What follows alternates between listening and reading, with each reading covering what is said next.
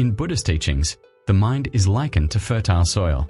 Any seed planted, whether of love or fear, has the opportunity to sprout and grow. Fear, therefore, is not just a fleeting emotion. It is a seed. And when you constantly nourish it with negative thinking, bad imaginations, and anxiety about the future, it will grow into a dense forest that obscures the light of peace. What is worth noting is that fear often does not start from reality, but from thoughts. You fear losing your job, and gradually you behave as if it is about to happen. You become tense, lack confidence, and are hesitant in making decisions. It is this very anxiety that reduces your performance and creates a distance from opportunities. Ultimately, what you fear might happen, not because fate is against you, but because you have unconsciously nourished it every day. The same is true in relationships. When you fear being abandoned, you start to cling, control, or doubt excessively. That tension makes the other person feel suffocated. And then, your greatest fear becomes a reality. Not because you are not good enough, but because fear has guided your actions. Buddhism teaches that the mind does not distinguish between good and bad seeds. It only nourishes what you sow. If you sow thoughts of peace, gratitude, and faith, those things will grow. But if you sow doubt and fear, they will multiply just as strongly. This does not mean you have to deny fear or pretend that everything is perfect. Instead, you learn to recognize it. When fear arises, stop. Take a deep breath. Ask yourself, is this thought helping me build peace, or is it merely feeding panic? With just one moment of mindfulness, you have begun to change the way you plant in your mind. You cannot control everything that happens on the outside, but you can choose what is nurtured on the inside. You can choose to sow seeds of courage instead of anxiety. Choose presence instead of negative predictions. Choose trust instead of doubt. When you change your inner world, the outer world gradually reflects that change. Fear loses its power when you no longer give it energy. Like an unwatered seed, it will wither on its own. Remember that you are the gardener of your mind. Every thought is a seed, and your future depends on what you choose to plant today. In the modern world, we are often taught that strength is synonymous with control. Controlling time, controlling careers, controlling relationships, and even controlling the future. People believe that the tighter you hold on, the more proactive you are, and the more you force things to go your way, the stronger you become. But Buddhist wisdom points out a profound and somewhat paradoxical truth. True strength does not lie in tightening your grip, but in the ability to let go. Letting go does not mean abandoning responsibility or living passively. It is not an attitude of ignoring the world. Letting go in the Buddhist spirit means doing your absolute best in the present, then accepting that the outcome is not entirely in your hands. We act with mindfulness, but do not tie ourselves to the results. We make an effort, but do not let the obsession with success or failure control our minds. Imagine you are trying to hold a handful of water in your palm. The tighter you squeeze, the more water spills out. But if you open your hand gently, the water can stay longer. Life is exactly like that. When we try to control everyone, every situation, and every outcome, we only create more pressure and stress. That straining makes the mind exhausted and the heart heavy. Often, this excessive control stems from fear. Fear of failure, fear of loss, fear of not being good enough. We think that if we do not manage every single detail ourselves, everything will collapse. But reality shows that the more we try to manipulate things, the more anxious and insecure we feel. Control only brings an illusion of safety, not true peace. Conversely, letting go is an act of faith. It is when we tell ourselves, I have done my part. Now I trust in the process of life. This faith is not blind. It is the understanding that there are factors beyond our reach: time, circumstances, karma. When we accept that, the mind becomes lighter. We no longer have to carry the burden of controlling everything on our shoulders. Letting go also helps us see more clearly. When we are no longer obsessed with everything going my way, we open our hearts to new possibilities. Sometimes, the outcome arrives differently than originally planned, but is much better than what we once imagined. It is letting go that creates the space for the unexpected and the beautiful to appear. True strength is not forcing life to obey you, but the ability to stand firm amidst uncertainties. It is the calmness when things do not go as desired. It is the belief that you are capable of facing whatever happens. When you learn to let go, you do not lose your power. On the contrary, you rediscover the deep inner strength within. And in that leisure, you discover a more sustainable form of strength, the strength of serenity. Anxiety does not truly exist in the present. It lives in predictions, unoccurred scenarios, and the what-if questions that the mind constantly builds up. When you feel insecure, observe closely. Where is your mind? It is very likely running towards tomorrow, next week, or some vague future. Meanwhile, your body is still right here, in this moment, still breathing, still living. Buddhism reminds us of a simple yet profound truth. Only the present is real. The past is gone, the future has not yet arrived. Yet for most of the time, humans are trapped in those two time zones. We regret what has happened, or worry about what has not yet happened. And in the process, we miss the only moment we can truly touch, now. Anxiety is like a movie directed by the mind itself. It creates a series of negative situations: failure, loss, hurt, rejection. The more we replay that movie, the more we believe it is real. The body reacts as if the danger is right in front of us. Heart beating fast, breathing rapid, mind chaotic. But in reality, everything is only happening in our thoughts. When you return to the present, you will realize an important thing. In this very second, you are fine. You are breathing. You are sitting here. There is no disaster happening right now. Peace does not lie in having solved all the problems of the future, but in the ability to return to the present moment and realize that you are still safe. Mindfulness is the bridge that brings us back. Just focus on a deep breath, feel the air going in and coming out, and you have cut off the stream of thoughts rushing forward. When washing dishes, just know you are washing dishes. When walking, just know you are walking. Those simple actions help the mind anchor itself in reality, instead of drifting along with fear. This does not mean you neglect your responsibilities or fail to prepare for the future. You can still plan, but do not let the plan become a source of stress. You prepare with mindfulness, not with panic. There is a huge difference between conscious action and useless worrying. Anxiety always belongs to tomorrow, a day that does not exist. Peace always belongs to the present, where life is happening. Every time you realize you are being swept into the future, gently pull yourself back. No judgment, no self-reproach, simply return. Because in this moment, you lack nothing. In this moment, you are alive. And in this very moment, peace is always available, just waiting for you to remember. There is a truth that many people only realize after years of worrying. Most of the things we fear have never happened. Yet, even though they do not become reality, we still pay the price with sleepless nights, stressful hours, and our energy being eroded day by day. That burden does not come from reality, but from imagination. The human mind has an extraordinary creative capacity. It can draw up scenarios so detailed that we feel as if we are living in them. A conversation that has an adapose happened yet becomes a fierce conflict in our heads. A minor mistake can be magnified into a disaster. A brief silence can be interpreted as a sign of rejection or failure. And so, we react to things that have never existed. Imaginary fear operates silently but powerfully. It makes us prepare for the worst-case scenarios, even though the probability of them happening is very low. We worry about losing our jobs when there are no clear signs. We fear others misunderstanding us even though we have an adapose. Spoken frankly. We imagine a sad ending for a story that is just beginning. Those thoughts accumulate, like small stones put into a backpack. At first, we don an apose. Clearly feel the weight, but the farther we walk, the more our shoulders ache. Buddhism reminds us that not every thought is the truth. A thought is simply a thought. It appears and will disappear if we do not hold on to it. But when we absolutely believe everything the mind says, we give it the power to control our emotions and actions. Try observing. When a worry appears, what is actually happening in the present? Is there any danger present right before your eyes? Or is it all just a script in your head? That simple question can help us detach ourselves from the stream of thoughts and look at it like a cloud drifting across the sky of the mind. The interesting thing is, many times when an event actually happens, it is not as serious as we imagined.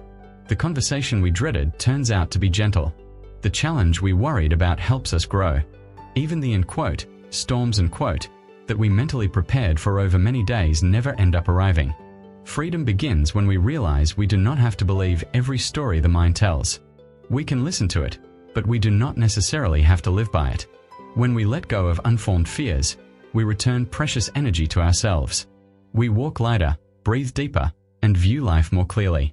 The greatest burden is not what actually happens, but what we imagine. And when we learn to distinguish between reality and thought, we begin to free ourselves from the invisible shadows of fear. There is a subtle paradox in life that few people realize. The more we try to control everything, the more insecure we feel. On the surface, control brings a sense of proactivity and safety. We think that if we plan more carefully, monitor more closely, and calculate further ahead, the risks will decrease. But deep down, the need for control usually stems from a fear of loss, fear of failure, fear of things not going our way. And it is that very fear that weakens faith. Faith here is not blind belief or leaving things to fate. It is the trust that after we have done our absolute best, life still has its own way of operating. There are factors beyond our reach: timing, circumstances, human hearts, and karma that we cannot fully see. When we try to control everything, we are implicitly saying, and quote, "If I don and appos, hold on tightly, everything will collapse." And quote, that is not strength, but anxiety hidden under the guise of proactivity. Look at how we face the future. We want to know exactly what will happen, when it will happen, and what the outcome will be. We are restless if we don and appos, get an immediate response. We continuously check, analyze, and deduce. But does that control truly bring peace? Or does it just make our minds as taut as a bowstring? In Buddhist teachings, clinging to outcomes is the root of suffering. We can sow seeds, care for them, and water them, but we cannot pull the seedling to make it grow faster by yanking on it every day. When we try to force everything to fit our exact desires, we are going against the natural flow of life. That resistance creates exhaustion and disappointment. On the contrary, faith is the ability to act fully in the present without being bound by the outcome. We do the right thing because it is what should be done, not just because it guarantees success. We speak sincere words because it is the truth in our hearts, not to ensure others react the way we want them to. Faith allows us to relax after we have tried, instead of continuing to stress over things that haven't and appos, happened yet. When you let go of the need for control, you will feel a sense of relief. No longer having to keep everything within your grasp, you can breathe deeper. You accept that there are things that come and go in their own way. This does not make you weaker. On the contrary, it helps you stand firmer against fluctuations, because you no longer depend entirely on everything going exactly as planned. Excessive control narrows the heart and mind. Faith opens up space for flexibility, clarity, and peace. When you stop trying to hold on to everything so tightly, you begin to trust that you are capable of facing whatever happens. And it is in that very trust that you find a kind of strength deeper and more enduring than any control. There are times we believe holding tight is the way to protect ourselves. Holding tight to a plan, a relationship, an expectation of the future. We think that if we don and appos, let go, things will be safer. But over time, that holding tight is no longer protection. It becomes an invisible cage limiting our own growth. Worrying often starts very small. Just a few cautious thoughts, a bit of precaution. We tell ourselves we are living responsibly. But if we fail to notice it, that caution gradually turns into fear. We begin to shrink our dreams for fear of failure. We stay silent instead of expressing our views for fear of being judged. We don and appos, dare to open our hearts for fear of being hurt. Little by little, we withdraw to avoid risks, and unintentionally avoid the opportunities for growth as well. Buddhism teaches that attachment is the root of suffering. When we cling to a specific outcome, a fixed visualization of how things must happen, we are placing conditions on our happiness. If things do not go as expected, we are disappointed. If others do not behave as we want, we are hurt. But life is constantly changing. Nothing stays still long enough for us to hold on to forever. Letting go does not mean giving up on goals or stopping loving. Letting go is changing how we relate to them. We still try, but without forcing. We still love, but without possessing. We still hope, but without demanding that everything strictly follows our script. Imagine you are standing in the middle of a river. If you try to fight against the current, you will quickly get tired. But if you relax and learn to float along the flow, you will save energy and go further. Life is the same. When we stop resisting the things we cannot control, we release the energy that is being wasted on worry and stress. That energy can be used to create, learn, and connect. Maturity does not come from controlling everything perfectly. It comes from accepting that we cannot control it all. When we let go of a fear, we create space for courage. When we let go of a rigid expectation, we open up the possibility for better outcomes. When we let go of the past, we allow ourselves to step into the present with a lighter heart. Perhaps you have spent many years trying to hold onto everything so tightly. But sometimes, the biggest step forward in life is not grasping more, but letting go. It is precisely in the moment you dare to let go of what no longer serves you that you begin to truly mature. Letting go does not make you weaker. It sets you free. And out of that freedom, a stronger, more open, and more mature version of yourself is born. There is a simple yet profound truth. Life operates best when we stop trying to control every detail of it. The more we interfere excessively, the more tension we create. The more we try to force everything to go our way, the more exhausted we feel. But when we learn to, and quote, step aside and quote, not to escape, but to trust, life begins to flow in a more natural way. Since childhood, we have been taught that control equals safety. If we don and appose, arrange everything ourselves, things might collapse. So, we overthink before a decision, constantly check our phones waiting for a reply, and replay a conversation over and over in our heads. We try to fix everything, adjust everyone, and push every process. But that continuous interference is exactly what makes the flow muddy. Think of a stream. When water meets a rock, it doesn't appose. Try to destroy the rock. It finds a way around it. It is patient, flexible, and continues to flow. But if we continuously throw more rocks into the water, the flow will be obstructed. Life is like that. When we pile on worry, doubt, and excessive control, we unintentionally make everything more chaotic. And quote, stepping aside and quote, does not mean being indifferent. It means doing your part completely, then allowing the rest to unfold on its own. You plant the seed, you take care of it, but you don and appose. Dig it up every day to see if it has grown.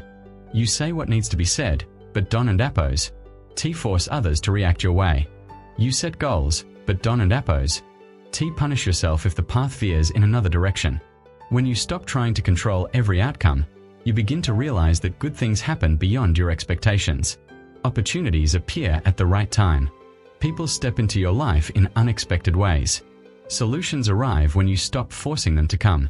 That is not magic, but a natural consequence when you stop fighting the current. Most of the need for control stems from fear.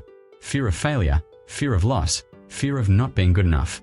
But life does not require you to be perfect. It only asks you to be present and do your best within your capabilities. The rest does not belong to you. Try looking at an area in your life where you are trying to control too much. A relationship, a decision, a goal. Ask yourself, and quote, what would happen if I loosened up a bit? And quote, you might find yourself breathing deeper. You might find that the problem is not as heavy as you thought. When you step aside, you do not disappear from your own life. You just stop blocking its flow. And in the space you create with that trust, life begins to operate more gently, not against you, but alongside you. Life is not a battle we must win, nor is it a place to prove we are right or to control everything. Life is like a rhythm. The more we fight it, the more tired we get. The more we know how to listen and harmonize with it, the lighter we feel. Buddhism does not teach us to be indifferent or to abandon responsibilities. On the contrary, it reminds us to care with mindfulness. To care with clarity means understanding what is within our capabilities and what is not. To act with mindfulness means living fully in every moment instead of being swept away by worry. And to let go with peace means that after having done our best, we are ready to relax and trust the natural process of life. When you stop trying to force everything to go your way, a miracle happens. You no longer feel alone on your journey. Life seems to begin lifting you up. And when you stop over-interfering, the natural flow opens up, not in opposition, but in companionship with you.